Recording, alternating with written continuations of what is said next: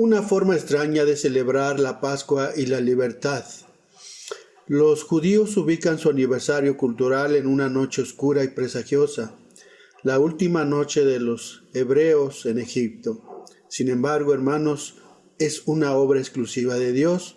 Más que nada, el día de la independencia de los judíos expresa este hecho. Dios lo hizo sin ningún ejército. Se levantó contra los egipcios poderosos. La libertad vino en la oscuridad de la noche, mientras las familias judías estaban apretados alrededor de la mesa de la Pascua, con sus bultos empacados, esperando la orden. Cuando llegó el momento de Dios, los captores egipcios no solo dejaron salir a los israelitas, sino que les suplicaron que se fueran y los llenaron de oro y riquezas. Los judíos recuerdan este acontecimiento con humildad y alabanza. No hay lugar para el orgullo. Hermanos, en esta noche vamos a tener el estudio en Éxodo capítulo 13, en el cual es un nuevo comienzo, en el cual nos narra el principio de la primogenitura. Y vamos a hacer una pequeña oración, hermanos. Los invito a que oremos al Señor. Señor Todopoderoso, no el Dios de los egipcios, sino el Dios de los profetas y de los apóstoles, y lo mejor de todo, el Dios y Padre nuestro Señor Jesucristo, me permite reconocer su santidad. Los que no te conocen quizás te invoquen como otro distinto al que eres, Señor, y así no te adoran a ti, sino a una criatura de su propia imaginación. Por eso, ilumínanos la mente para que te reconozcamos tal como eres, Señor, de manera que te podamos amar de manera perfecta y alabarte dignamente. Muéstranos, Señor, el camino a seguir por medio de tu palabra. En esta hora, Padre, te lo pedimos en el nombre de Jesús. Amén. Este capítulo se ocupa de dos asuntos. Primero, detalla a los hijos de Israel el significado de la Pascua, ritual que Dios ordenó celebrar en lo futuro de una forma solemne y permanente. Dios indica a los hebreos que mediante la Pascua conmemorarían su libertad, su liberación de Egipto. Esta fiesta sería un recordatorio del día en que Él los sacó de la esclavitud. Vamos a empezar a ver la palabra de nuestro Dios en nuestro capítulo 13, versículo 1. Y Jehová habla a Moisés diciendo: santifícame todos los primogénitos, cualquiera que abre matriz entre los hijos de Israel, así de los hombres como de los animales, mío es. Y sigue diciendo en el 3, y Moisés dijo al pueblo: tener memoria de que este día en el cual habéis salido de Egipto, de la casa de servidumbre, pues Jehová os ha sacado de aquí con mano fuerte, por tanto no comeráis leudado. Con este memorial se estarían preparando para conocer y entender la redención de Cristo, que a su tiempo les permitiría apreciar este último mucho mejor. Sin embargo, a nosotros Dios también nos libertó de la esclavitud del pecado a través de la redención realizada por Cristo Jesús, acontecimiento que Dios desea tengamos siempre en nuestra mente, ahora a través de la Santa Comunión. Mediante la Pascua los hijos de Israel iban a recordar que su salida de Egipto se logró cuando Dios dio muerte a todos los primogénitos de los egipcios. La Pascua les haría recordarse que todos los primogénitos eran de Dios. Como vimos en el versículo 2, esto quiere decir que aun cuando los primogénitos de los hebreos también merecían la muerte, Ellos fueron librados de perecer porque su lugar se sacrificó un cordero cuya sangre se había colocado en los postes y en el dintel de la puerta de cada casa en que se resguardaron los hebreos la noche en que Dios juzgó a los egipcios y a sus dioses, dando muerte a los primogénitos de aquel país. Dios dispuso que todo primogénito de las bestias o de los hombres le pertenecían, por ser quienes abrían la matriz cuando Él hacía fructificar la vida, y porque Él los había preservado de la mortandad.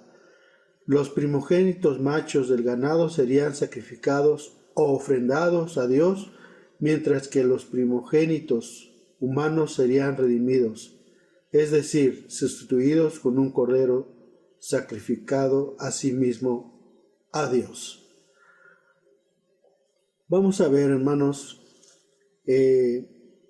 este hecho tan importante que es el principio de la primogenitura. Dios pedía que Israel ofreciera solamente animales primogénitos, machos, en los sacrificios. Este era una imagen de Jesús, el primogénito de María, y ofrecido como sacrificio por el pecado. También podemos ver en la palabra de nuestro Dios, en 1 Corintios 5, 7 y 8, capítulo 5, del 7 al 8, que dice así: también pues la vieja levadura para que seáis nueva masa, como sois sin levadura, porque nuestra Pascua, que es Cristo, fue sacrificado por nosotros. Así que hagamos fiesta, no en la vieja levadura, ni en la levadura de malicia, ni de maldad, sino en hacimos de sinceridad y de verdad. Dios nos rescató de la muerte porque su Hijo Jesucristo ocupó nuestro lugar en la cruz. Es decir, se sacrificó por nosotros entregando su vida a cambio de la nuestra para darnos salvación. Un hecho muy importante. Se ordenó a los hijos de Israel conmemorar la Pascua en el mes de Abib, en el día 14 del mes. Vamos a ver en el versículo 4, que ahí nos dice: vosotros salid hoy en el mes de Abib. Y en el versículo 6 también dice de nuestro capítulo: 7 días comerás por leudar, y el séptimo día será fiesta a Jehová nuestro Dios. En adelante de esto sería el primer mes del año para ellos, por mandato de Dios, lo que tiene como significado que para los hebreos había un nuevo comienzo, una nueva vida, porque a partir de ahora serían un pueblo libre y con libertad, el principio de la primogenitura. Cuando creemos en Cristo como nuestro Salvador, nosotros también comenzamos una nueva vida en la que Él nos hace libres de la esclavitud que el pecado ejercía sobre nosotros, teniendo el privilegio de ser considerados en adelante hijos de Dios. Dios también ordenó a los hebreos que el día en que celebrase la Pascua por 7 días, mas comieran pan sin levadura, como dice el versículo 6 de nuestra escritura. 7 días comerás por leudar, y el séptimo día será fiesta a Jehová. En adelante esto sería el primer mes del año para ellos, por mandato de Dios, lo que tiene como significado que para los hebreos había un nuevo comienzo, una nueva vida, porque a partir de ahora serían un pueblo libre, así como nosotros somos hoy cuando creemos en Cristo como nuestro Salvador. Nosotros también comenzamos una nueva vida en la que Él nos hace libres de la esclavitud que el pecado ejercía sobre nosotros, teniendo el privilegio de ser considerados en adelante hijos de Dios. Dios también ordenó a los hebreos que el día en que celebrasen la Pascua y por 7 días más comieran pan sin levadura, como vimos en el versículo 6, mismo que es duro y difícil de masticar. Esta restricción en cuanto a la levadura en los alimentos se extendía a la necesidad de eliminar de sus términos cualquier clase de levadura, de manera que habían asegurado de que en ninguna de sus habitaciones o posesiones o equipaje, campamento o enseres hubiera algo de levadura durante esa temporada. Dice en el versículo 7, y por los 7 días comerás los panes sin levadura, y no te será contigo leudado ni levadura en todos tus términos. En la Biblia la levadura simboliza el pecado, lo corrupto, lo impuro a los ojos de Dios, y como ese elemento hace placenteras las comidas a los que se les añade, para darle suavidad, comer pan sin levadura tenía como finalidad recordar a los hebreos que en su nueva vida ya no podían practicar el pecado, pues este es agradable para nuestra naturaleza carnal, pero ello ya había sido redimidos y liberados por Dios y estaban siendo santificados. Este es un recordatorio para nosotros mismos a hoy en día. A partir de que creemos en Cristo, los hijos de Dios estamos obligados a llevar una vida sin pecado, porque también tenemos una nueva vida, es decir, un nuevo comienzo. Por lo cual, la semana en que se comía pan sin levadura era días de fiesta, porque asimismo recordaban que Dios había sacado a su pueblo de la servidumbre con mano fuerte, como vemos en el versículo 6 y 9. Dice de la siguiente manera: 7 días comerás por leudar, y el 7º día será fiesta a Jehová, y serte ha como una señal sobre tu mano y como una memoria delante de tus ojos, para que la ley de Jehová esté en tu boca, por cuanto con mano fuerte te sacó Jehová de Egipto. Nada ni nadie pudo impedir que Dios liberara a los hebreos de la opresión egipcia, realizando maravillas tal como Él se lo había propuesto, para cumplir su palabra y promesa hecha a nuestro padre Abraham. También a nosotros Dios nos liberó de una forma potentosa y sobrenatural de la esclavitud del pecado, y debemos tener presente que su mano fuerte es la única que puede arrancarnos de las cadenas que nos atan a toda clase de maldad. Por último, la Pascua sería una celebración para los hijos de los hebreos, fuera instruidos en el acontecimiento de Dios. Vemos en los versículos 8 y 14 de nuestro capítulo. Dice de la siguiente manera: y contarás en aquel día a tu hijo, diciendo: hacese esto con motivo de lo que Jehová hizo conmigo cuando me sacó de Egipto. Sigue diciendo en el 14: y cuando mañana te preguntare tu hijo diciendo: ¿qué es esto? Decirle: mas Jehová nos sacó de mano fuerte de Egipto, de casa de servidumbre. La redención obrada por Cristo también debe ser enseñada a nuestros descendientes, y a sus efectos prácticos se debe notar en todos los aspectos de nuestra vida. En este segundo término describe el comienzo del viaje de los hebreos hacia la tierra de Canaán.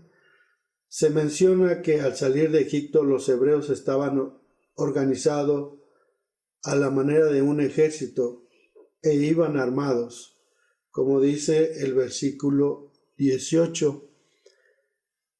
Mas hizo Dios al pueblo que rodease por el camino del desierto del mar Bermejo, y subieron los hijos de Israel de Egipto armados. Y dice también el 20, y partidos de Sucot asentarán campo en Etán a la entrada del desierto.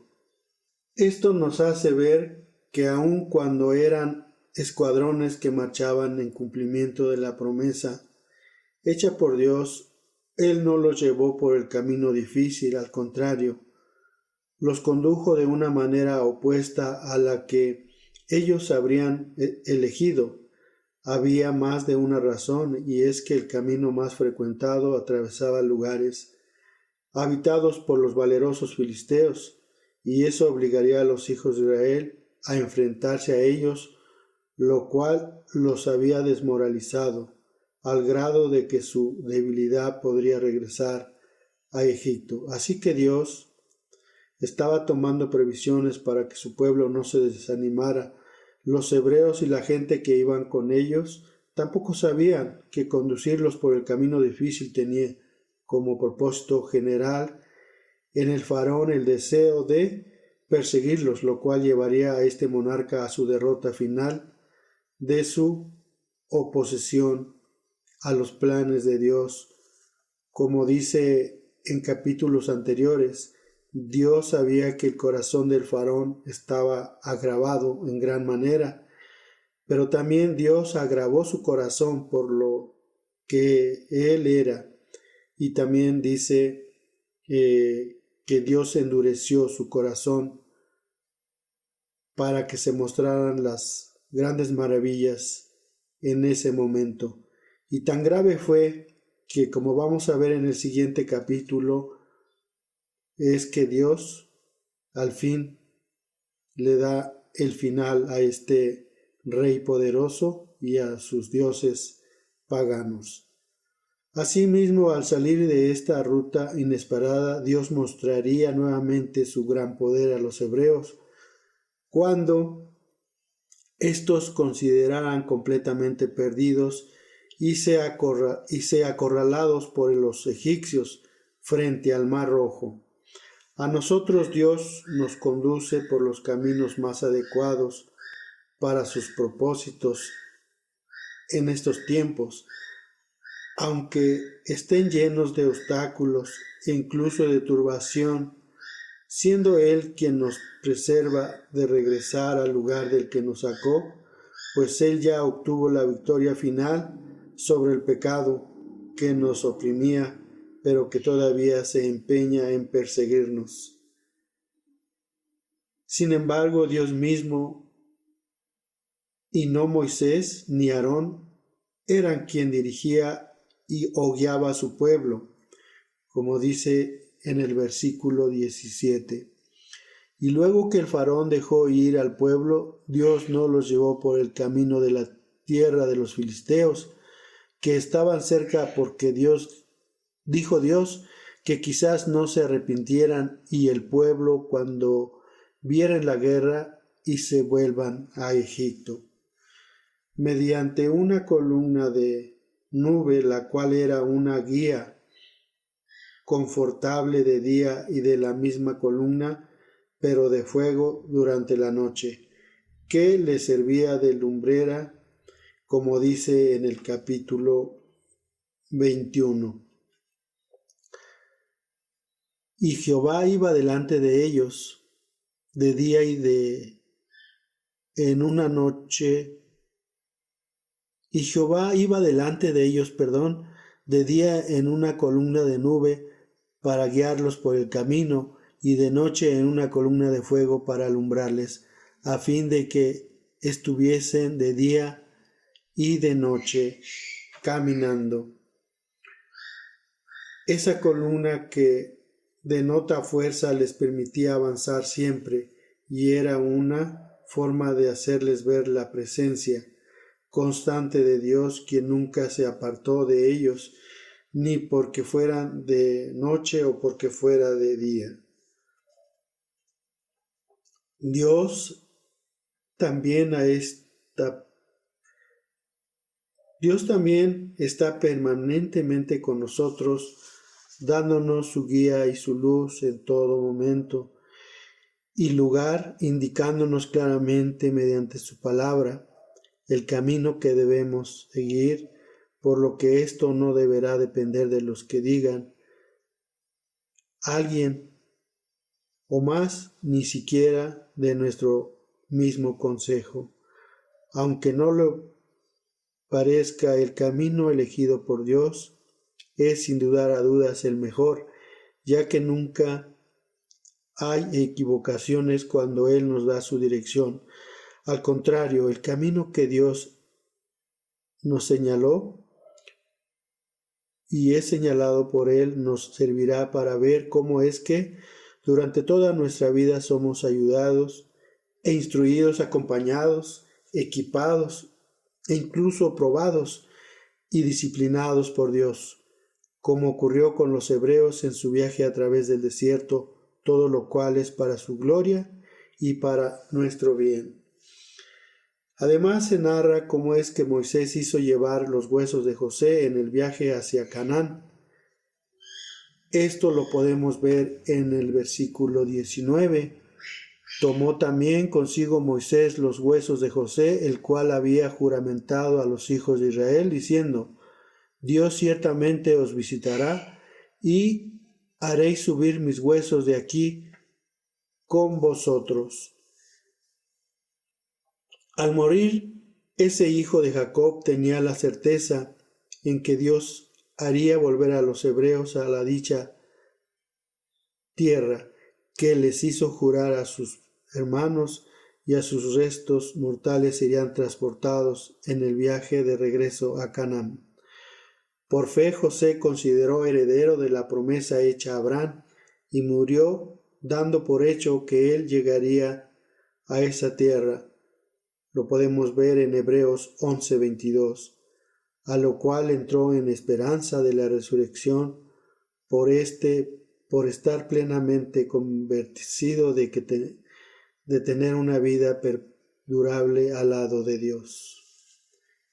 Hermanos, nosotros también sabemos que nuestra existencia no termina con la muerte y que tenemos una promesa que consiste en habitar en una morada eterna en la presencia de nuestro Dios, a la cual llegaremos en su momento por la fe en Jesucristo, quien nos ha preparado esa habitación celestial. Amén.